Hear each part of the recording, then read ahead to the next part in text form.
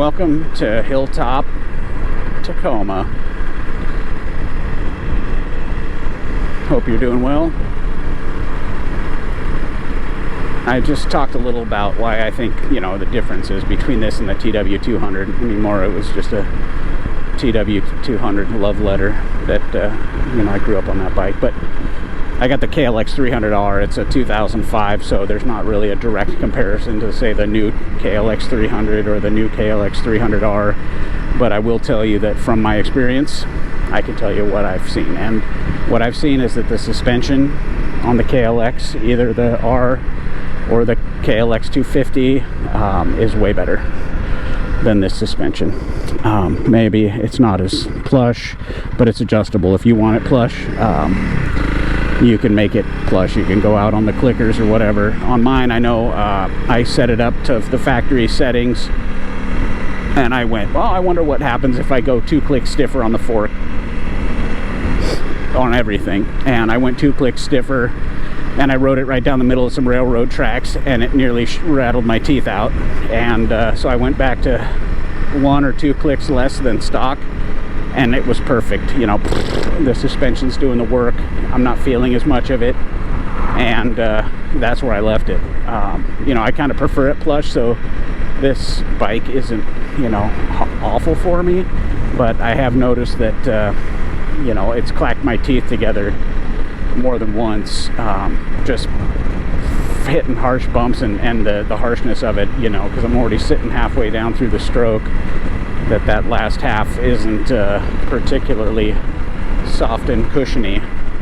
If I jump the KLX, it lands like a cushion of air. Like I go, was I even off the ground? How to do it like that? That was so nice. On this one, you got to feel it with your legs. It's a lot like the TW200 suspension. It's budget, and it goes to the bump stops with me on it at 225. The KLX, I think I've only bottomed it out once or twice on the same day. And I know that I got it as deep as I have in the stroke because it broke. Something broke. I have a Trail Tech trip computer on it, and the little doohickey that takes the RPMs off the front rotor is all the way down there at the bottom of the fork guard. And I went through some G-out type thing. It was a real rough dirt road with huge potholes in it, and I went through like a big G-out at the end of one of these things, and boom, all of a sudden my speedo wasn't working anymore, and it came unplugged or something, so I plugged it back in, and I had speed again, and okay, everything's fine. And then I did the same thing expecting different results, and that was insane. So I broke it the second time, and had the same kind of thing happen. I stopped seeing my speed, so I rode back with no speed, but that's fine. Yeah, the suspension is the main difference.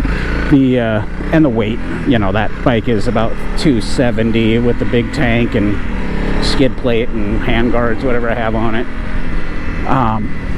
So the weight is less, and I have mooses in the tires, which helps with traction. I've got the Pirelli Scorpion XCMH on the front and the MT43 Trials tire on the back, which I like. And woo! This thing will wheelie. That was 4th gear. Here's a little ABS test. Okay, well, keep it moving. Now I'm going to get stuck. Here's what happens sometimes here. Gotta keep moving or the thing won't go into gear. Anyway, KLX300R, great bike. The service intervals are a little shorter. It's a 292 instead of a 286. Hasn't changed, since then, really, as far as I know. I guess maybe they have little different cam profiles or something, but this bike's got a way better dash, wind protection, 3.4 gallon tank. It meets Euro 5 emissions, has a cat and all that. And, it's a Honda. Not that I've had any problems at all with that Kawasaki, other than stuff that wasn't really the bike's fault. The stator had been rewound.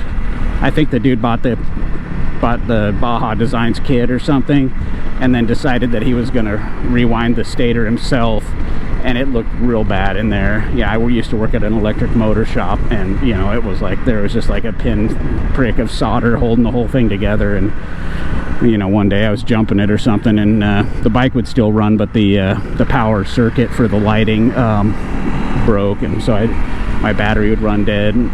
It just has like an RC car battery in it that I'd hook up and recharge that, and I'd have light for 6 or 8 hours of riding. And other than that, it's, you know, it's pretty reliable bike. It looks pretty good. I've got the Trail Tech X2 headlight. Well, I'll start riding it one of these nights when you know, once I get it back out of storage or whatever. But it's at my mom's house because I'm getting a new garage built. Anyway, hope you liked the little tour of Tacoma. Now we're on the Tide Flats, heading down by the paper mill where I used to work. Oh yeah, the train tracks I was telling you about, but I used to ride right down the middle of are right there by that pile of dirt.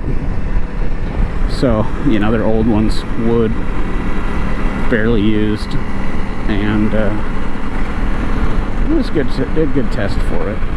Yeah, and that thing, I don't know, it just opened up how much I was willing to do on a bike, because everything I tried was so easy that it was like, dude, what can't I do? And at the time, you know, I was watching Graham Jarvis and going, well, you know, look, I'd watch his technique and watch some of these how-to ride a dirt bike videos by Barry and all of that. And I was like, wow, standing up really does help, and all of that, and just kind of practicing some of that stuff on the way home.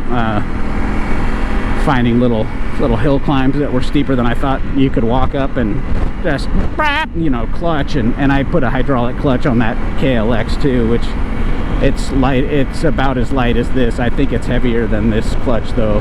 This thing is butter. It's a one pinky operation, you know what I'm saying? Anyway, KLX, great bike. You know, the ideal thing I've said before is if you can have one of everything, because you know, every different tool fits a different part, you know, and it's kind of like everything else, you know what I mean? There's the right tool for the job you're doing. And I think my bikes so far, you know, the CB500X and this one are kind of these jack-of-all-trade bikes that you can commute on, and you can take off-road if you want to. You can jump them, you can wheelie it, and you know, the KLX would be that too, but it's just not good on the highway. It's got an open air box, it's real loud, and the gearing's real kind of tight ratios, so you know, it makes it get to where it's wrapping out a little on the freeway, and it's got a pipe and all that. It's loud. This bike is not loud, which I like. You know, when I'm ripping around, going through people's alleys and doing things that John Q. Law might frown upon, it's nice to not draw a bunch of attention to myself.